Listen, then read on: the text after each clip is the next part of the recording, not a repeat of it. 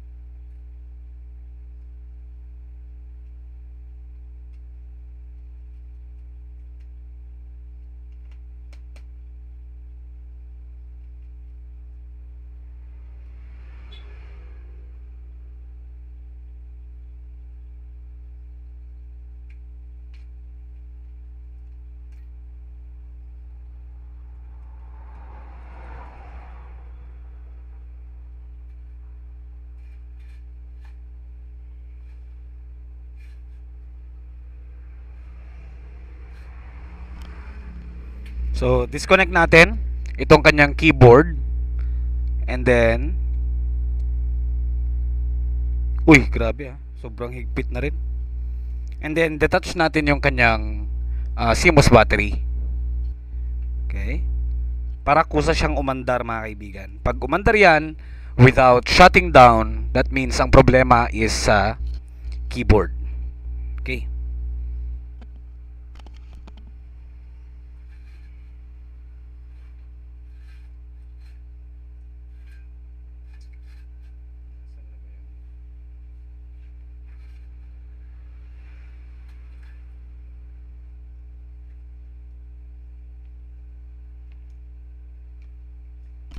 Connect natin yung kanyang charger.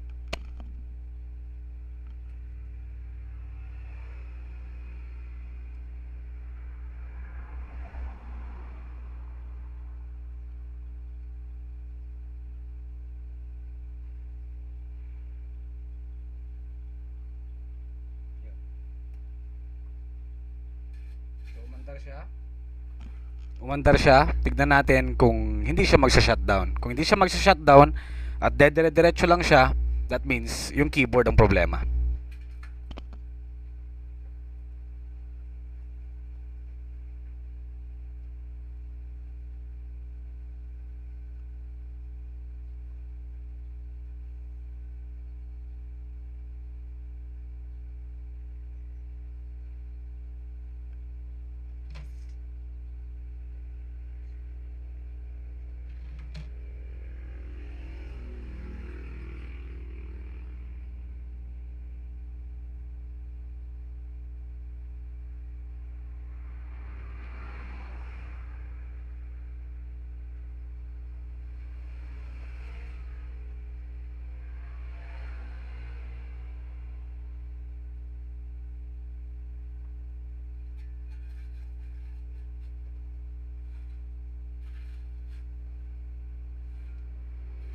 Nagre-repairing disk na rin kasi to kasi nga na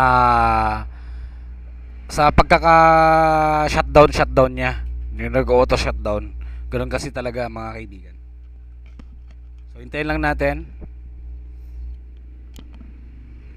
Kasi ito, nung ino-open, di na siya dumidiretso sa logo lang, then magsa-shutdown siya kaagad.